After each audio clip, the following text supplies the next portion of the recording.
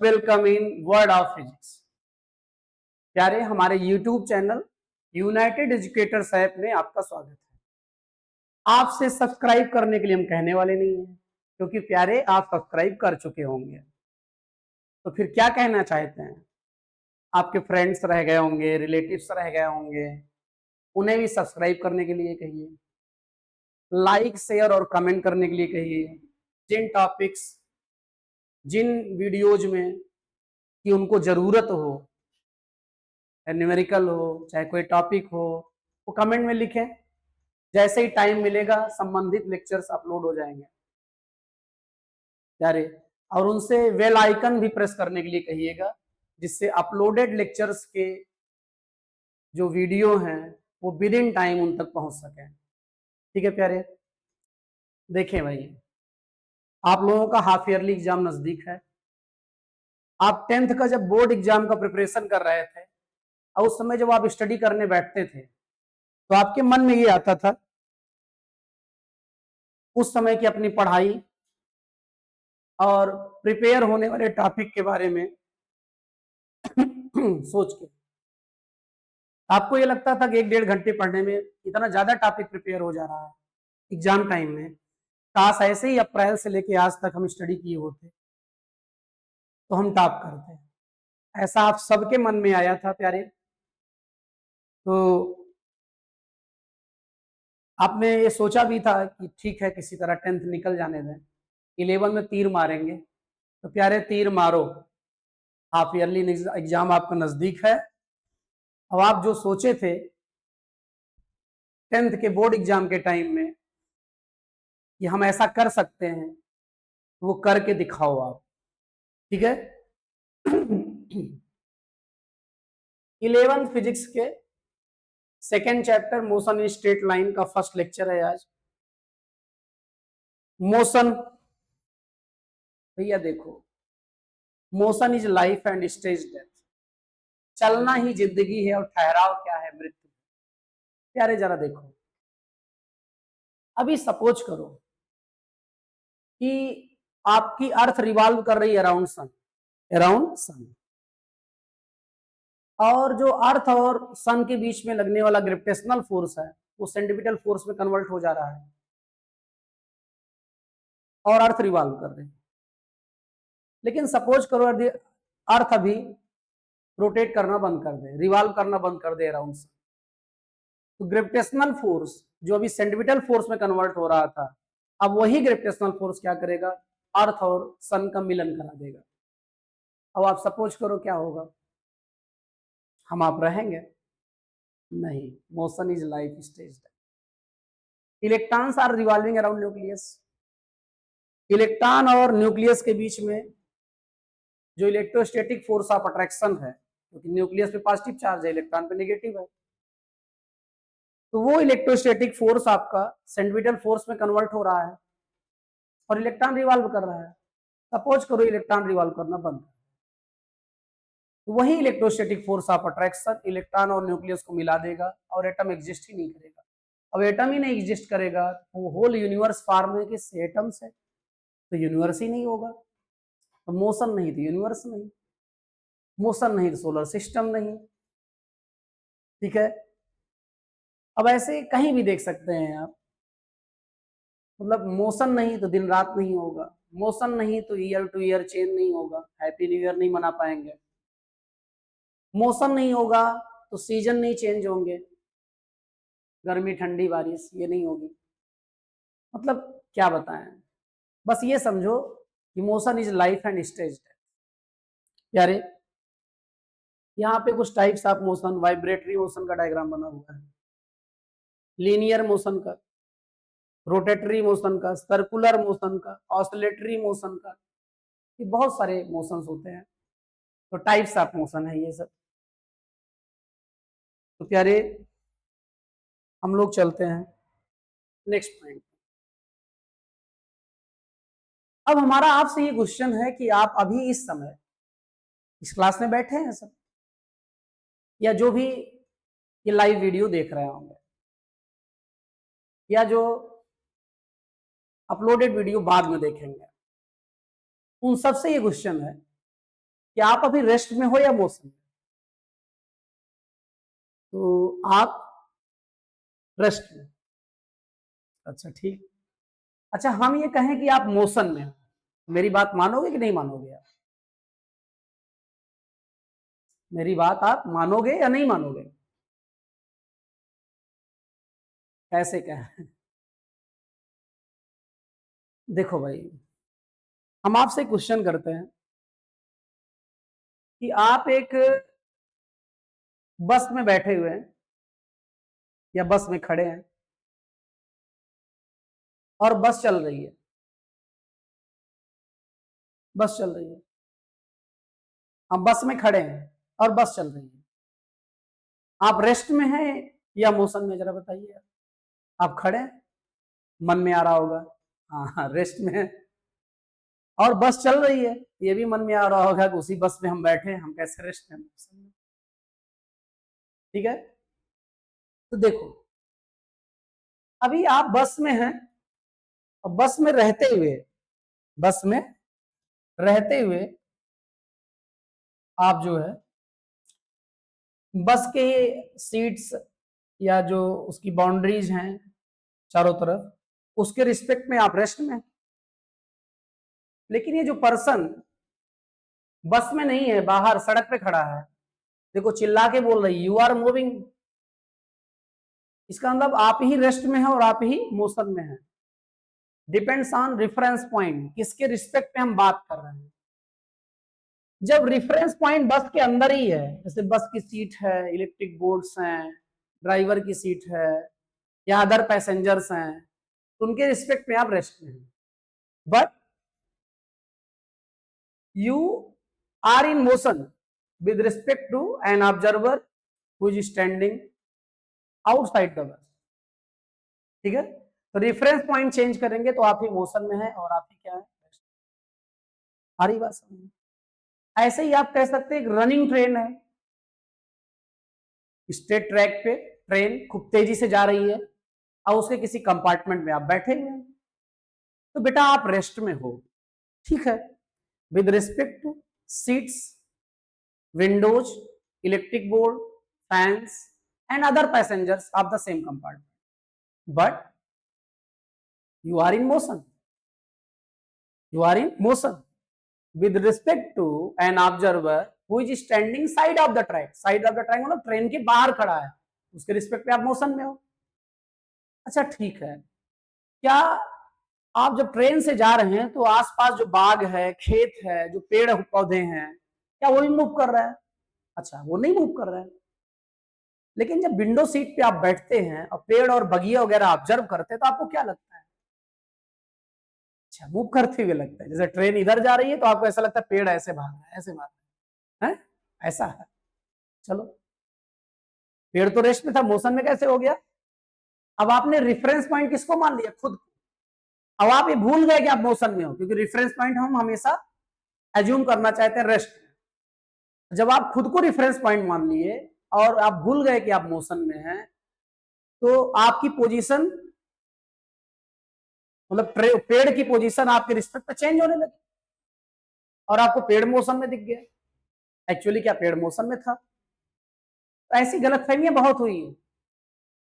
लोग ये बोले हैं कि sun is revolving around earth, moon is revolving around earth, whole universe is revolving around earth. Geocentric theory दे दी गई है, भाई बाइबल में लिखी है। बेचारा गैलीलियो अपोज किया था, बहुत परेशान किया गया। साइंटिस्ट को धर्म वाले छोड़े नहीं, बहुत परेशान किया। आप सपोज करो आप जिस अर्थ पे अभी हो, भाई जिस कमरे में आप बैठे हो, जिस बिल्डिंग में आप हो, वो बिल्डिंग तो अर्थ पे है ना। और अर्थ एक बड़ी बस है, एक बड़ी ट्रेन है जो अपने एक्सिस पर रिवॉल्व भी कर रही है, जिसके कारण दिन रात हो रहा है, और वो सन के अराउंड रिवॉल्व भी कर रही है, जिससे ईयर और सीजन चेंज हो रहा है।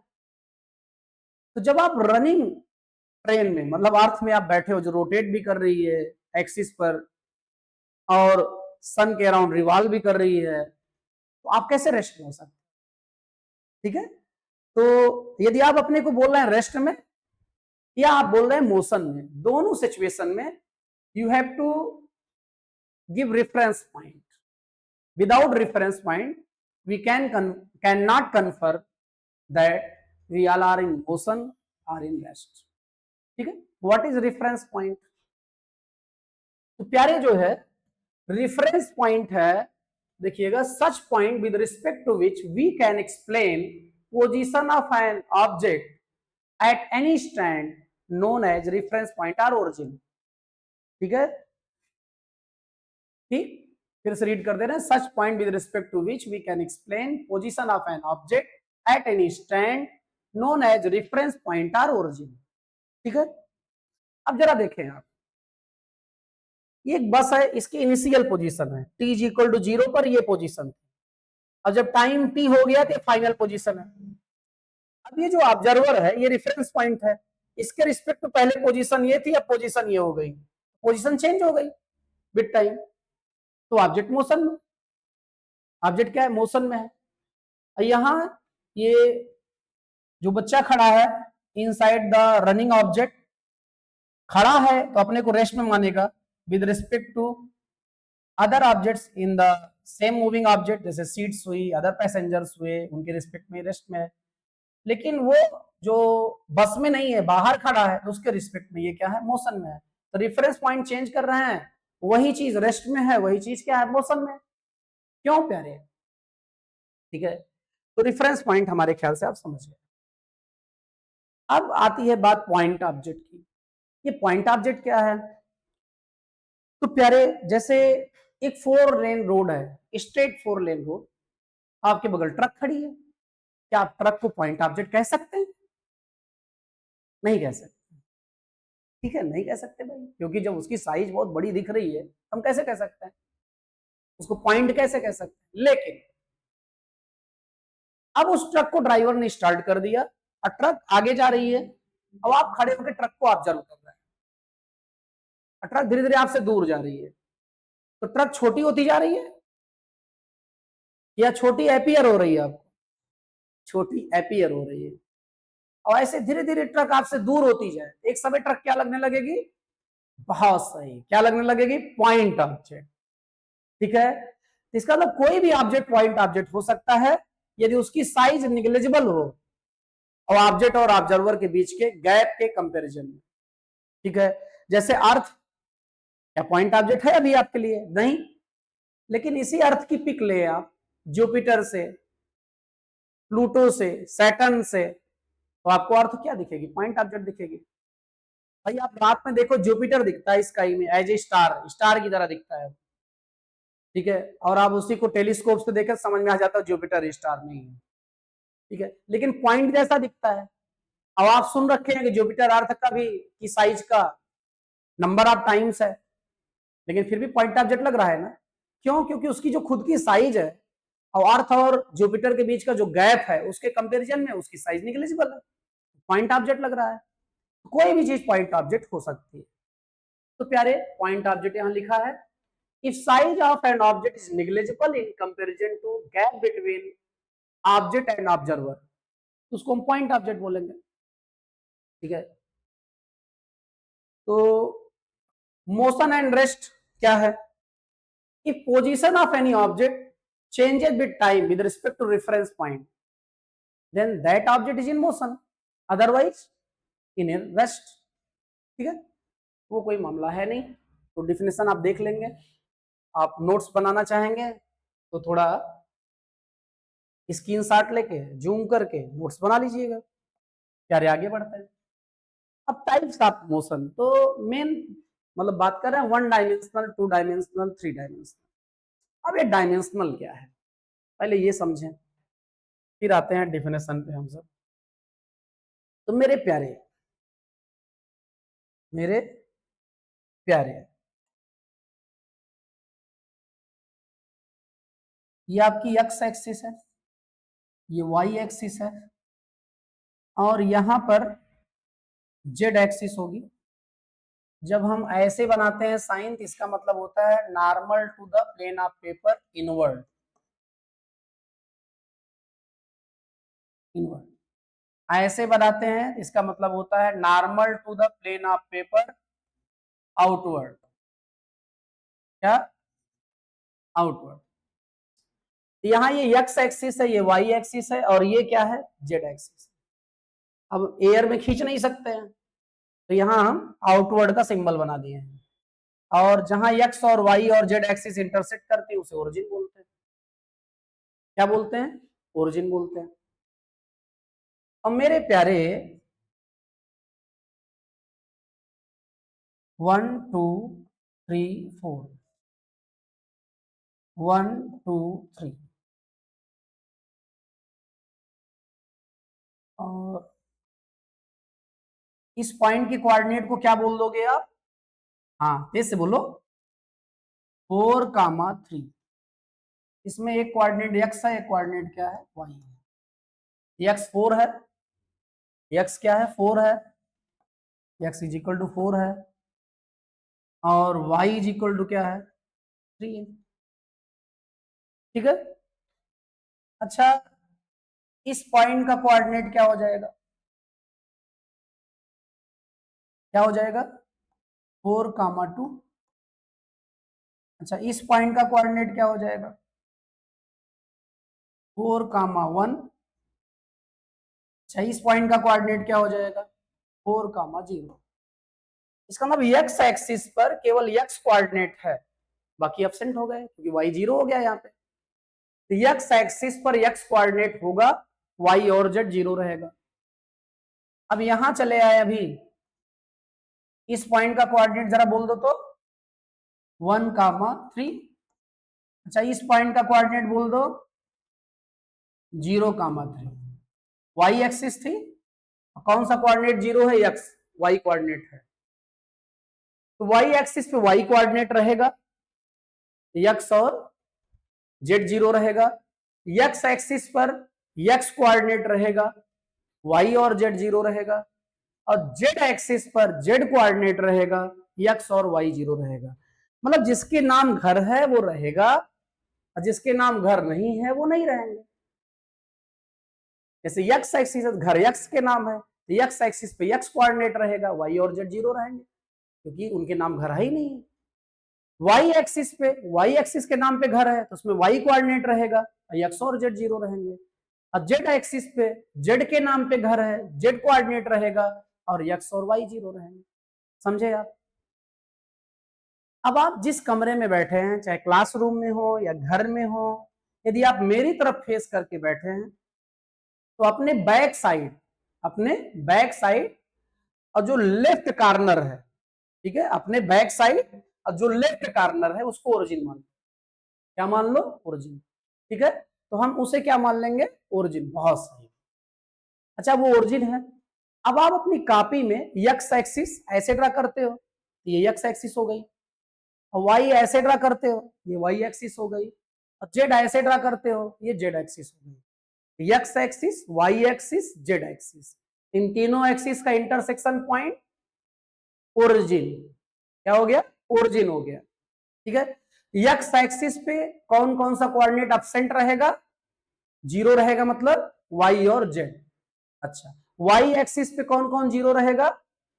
एक्स और जेड। जेड एक्सिस पे एक्स और वाई 0 रहेगा। मतलब जो एक्सिस है वो कोऑर्डिनेट रहेगा, रिमेनिंग 0 रहेगा। ऐसा? ठीक है। अच्छा, इस प्लेन का नाम क्या है? प्लेन। हाँ ठीक है, कार्टेशियन प्लेन कहते हैं। कार्टेशियन प्लेन में कौन सा प्लेन है? हाँ जरा बोलो भाई, कार्टेशियन प्लेन में ये कौन सा प्लेन है? अच्छा, ये प्लेन आपका रेक्टेंगुलर शेप का दिख रहा है कि नहीं दिख रहा है? दिख रहा है ना? इसमें y जो एक्सिस है एज ए लेंथ काम कर रही है, X axis as a breadth काम कर रही है। इसका मतलब ये जो रेक्टेंगुलर प्लेन है ये एक्स और वाई से मिलके बना है। इस प्लेन को क्या बोलेंगे? एक्स वाई प्लेन बोलेंगे यार। क्या बोलेंगे? एक्स वाई प्लेन बोलेंगे। अच्छा, इस प्लेन को क्या बोलेंगे? अब इस प्लेन में ये वाई है, ये जेड है, वाई और जेड मिलके बना है, इसे हम क्या बोलेंगे? वाई जेड प्लेन बोलेंगे। आ रही बात समझ में? अच्छा, उस प्लेन में जेड है और क्या है? एक्स है, तो उसे हम क्या बोलेंगे? एक्स जेड प्लेन बोलेंगे। X Y plane, Y Z plane, Z X plane. ठीक है।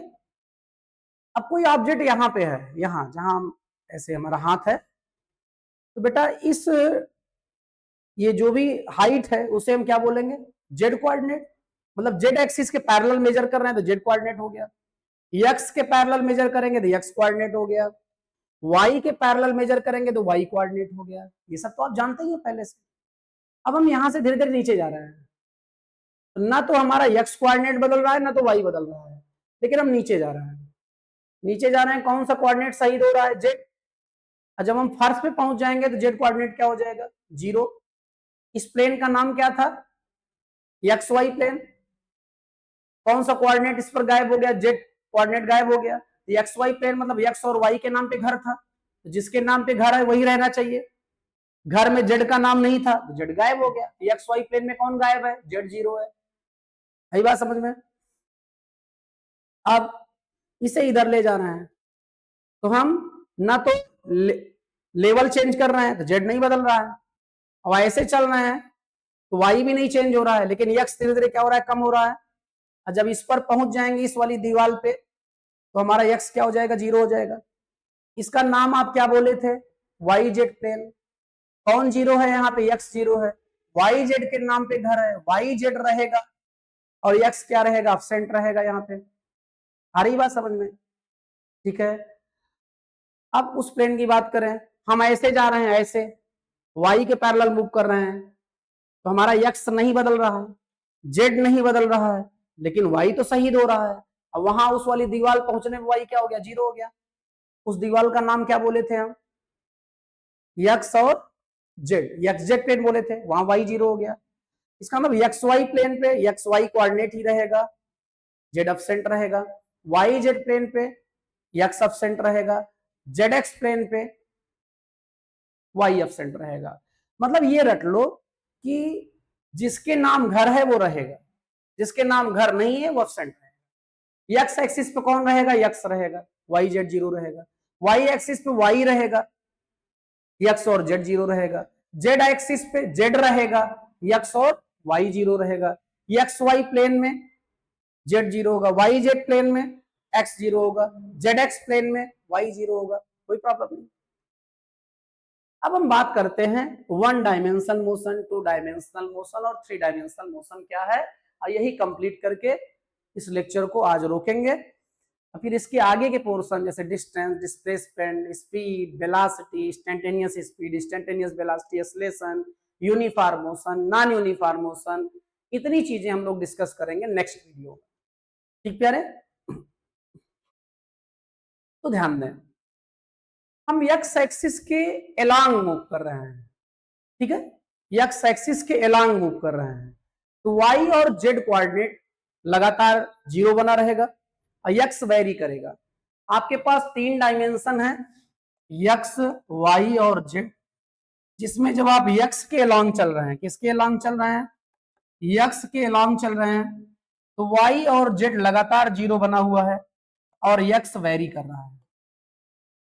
मतलब 3 कोऑर्डिनेट में से एक कोऑर्डिनेट चेंज हो रहा है, बाकी 2 कांस्टेंट हैं, क्योंकि एक ही कोऑर्डिनेट चेंज हो रहा है, एक ही डायमेंशन चेंज हो रही है, इसे हम 1 डायमेंशनल मोशन बोलेंगे। ऐसे ही जब y के अलोंग चलेंगे, किसके अलोंग चलेंगे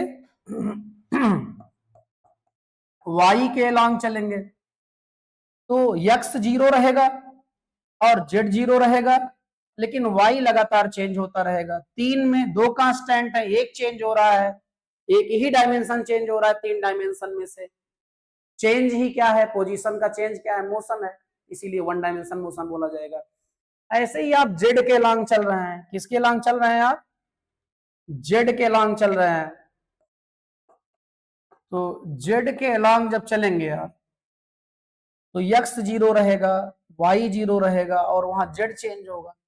फिर 3 में से 2 कांस्टेंट है, एक ही डायमेंशन चेंज हो रही है, 1 डायमेंशन मोशन।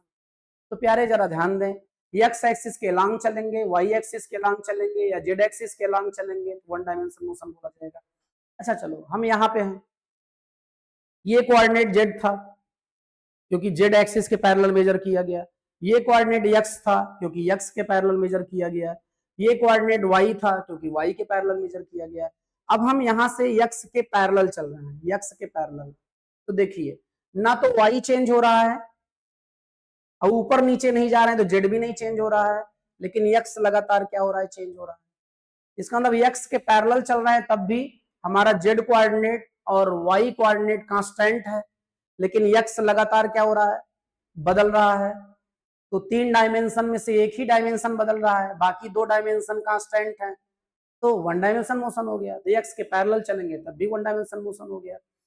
अब हम y के पैरेलल चलते हैं। y के पैरेलल कैसे चल रहा है, y के पैरेलल ध्यान दे रहे, तो लेवल नहीं चेंज हो रहा है, इसका मतलब z नहीं बदल रहा है, x नहीं बदल रहा है, लेकिन y बदल रहा है। तो 3 में से फिर 2 बदल रहे हैं, क्यों, नालायक, 2 कांस्टेंट है। अब कौन बदल रहा है, y। कौन बदल रहा है, y। 3 में से एक ही डायमेंशन चेंज हो रही है, ठीक है, ये भी 1 डायमेंशन मोशन है। अब हम z के पैरेलल चल रहे हैं। z के पैरेलल क्या x चेंज हो रहा है ऐसे चलने पे, नहीं। और क्या y चेंज हो रहा है ऐसे चलने पे, नहीं, लेकिन z चेंज हो रहा है। तो 3 में से 2 कोऑर्डिनेट फिर कांस्टेंट है और z कोऑर्डिनेट चेंज हो रहा है, 3 में से एक ही डायमेंशन चेंज हो रही है, इसलिए 1 डायमेंशन मोशन है। अब हम 1 डायमेंशन मोशन को क्या करेंगे, कंक्लूड कर देंगे। If any object moves along or parallel to, if any object moves along or parallel to x axis or y axis or z axis, then only one dimension changes and other two remains constant. Why? Because only one dimension changes, that is the reason why such type of motion known as one dimension motion. और along x axis चल रहे हैं, along y चल रहे हैं, along z चल रहे हैं, या x के पैरेलल चल रहे हैं, या y के पैरेलल चल रहे हैं, या z के पैरेलल चल रहे हैं, तो मोशन इन स्ट्रेट लाइन ही तो हो रहा है। तो motion in straight line is the example of 1 dimensional motion. इसका मतलब जिस चैप्टर को हम डिस्कस कर रहे हैं वहां 1 डायमेंशनल मोशन है, वहां एक ही कोऑर्डिनेट से हम काम चला सकते हैं। ठीक है प्यारे, इतना तो हमारे ख्याल से समझ गए होंगे आप ना, क्यों समझ गए। तो if any object moves along or parallel to x axis or y axis or z axis, then it's only one coordinate changes and other two remains constant. Such type of motion known as one dimension motion. Example हो गया motion in straight line. हमारे ख्याल से आप समझ गए होंगे, ठीक है। अब हम बात करते हैं 2 डायमेंशनल मोशन की, इसकी 2 डायमेंशनल मोशन की। अब देखिए हम यहां से ये कोऑर्डिनेट क्या है हमारा, ये डिस्टेंस क्या बोली जाएगी, हाँ प्यारे बोलो, x, क्योंकि x के पैरेलल चल रहा है। ये क्या बोला जाएगा, y, क्योंकि y के पैरेलल चल रहे हैं। ये क्या बोला जाएगा, z, क्योंकि z के पैरेलल चल रहा है। हम ऐसे धीरे धीरे नीचे जा रहे हैं और चले गए एक्स वाई प्लेन में। z क्या हो गया, 0 हो गया। क्या एक्स वाई कोऑर्डिनेट भी 0 हो गया, नहीं। अब हम एक्स वाई प्लेन में लगातार क्या कर रहे हैं, मूव कर रहे हैं, तो हमारा एक्स वाई प्लेन में z कोऑर्डिनेट तो हमेशा 0 रहने वाला है, लेकिन x और y लगातार क्या हो रहा है, बदल रहा है। अब 3 डायमेंशन थे एक्स वाई जेड, जिसमें z हमेशा 0 बना है, मतलब कांस्टेंट हो गया। x और y बदल रहे हैं, 2 कोऑर्डिनेट बदल रहे हैं, 2 डायमेंशन बदल रही है, इसीलिए 2 डायमेंशन मोशन है, ठीक है। ऐसे ही हम इधर चले जाएं, इस वाले प्लेन पे चले गए तो हमारा z क्या गायब हो गया, z गायब हो गया, नहीं, क्या गायब हो गया, x गायब हो गया। y z प्लेन है तो x 0 हो गया। अब इस प्लेन पे हम कहीं भी चलें, किस प्लेन पे, वाई जेड प्लेन पे, तो x हमेशा 0 रहेगा, लेकिन y और z बदलेगा। 3 में से 2 बदल रहे हैं और तीसरा कांस्टेंट है, क्योंकि 2 ही बदल रहे हैं, इसलिए 2 डायमेंशन मोशन है। ऐसे ही आप चलते चले जाए उस वाले प्लेन पे, तो वो क्या नाम है उसका, एक्स जेड प्लेन, y 0 हो जाएगा वहां पे। अब कहीं भी टालेंगे उस पर तो y हमेशा 0 रहेगा, लेकिन x और z बदलता रहेगा।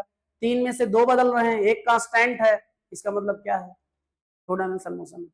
ठीक है प्यारे, बहुत समझदार है। अब ये देख रहे हैं, ये भी क्या है, एक प्लेन है, क्या है, प्लेन है। ये प्लेन ऐसे है, ऐसे।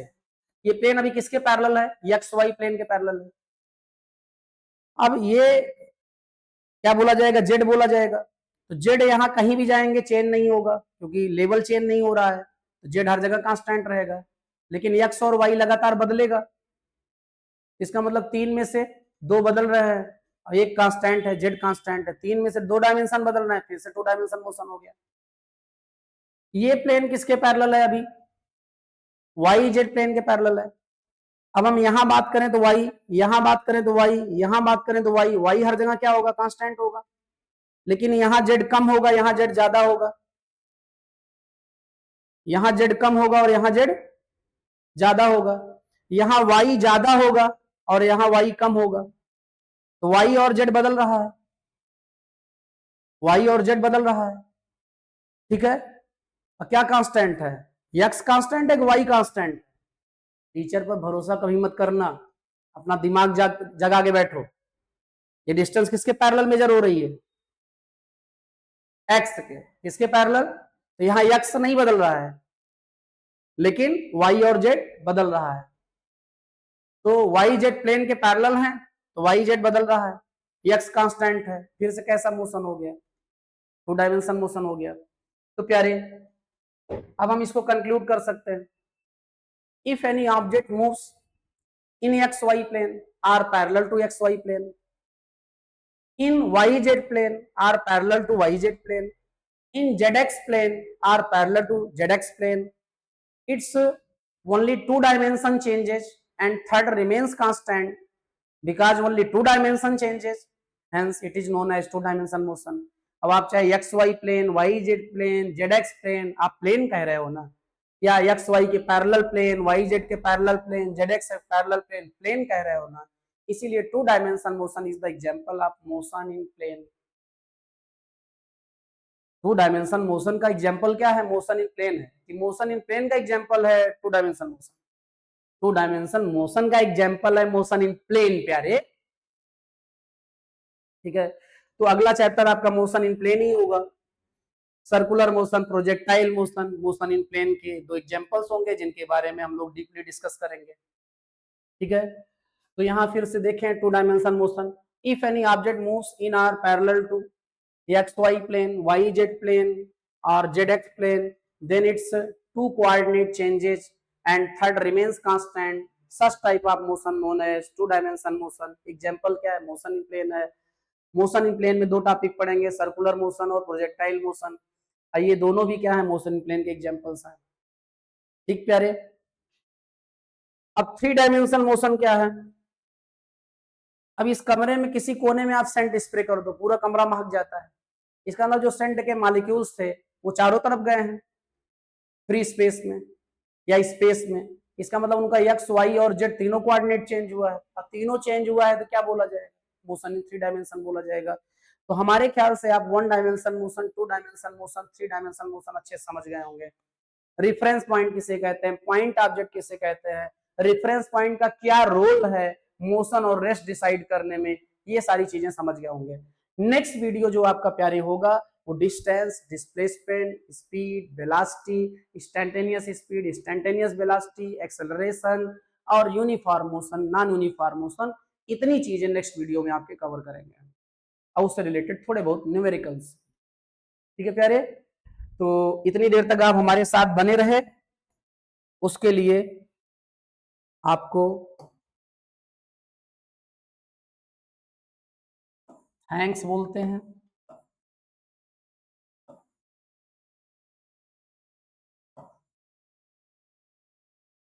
ठीक। ये थैंक्स एआई के जरिए बोला गया है। थैंक्स प्यारे, subscribe, like, share and comment also, bell icon दबाना मत भूलिएगा।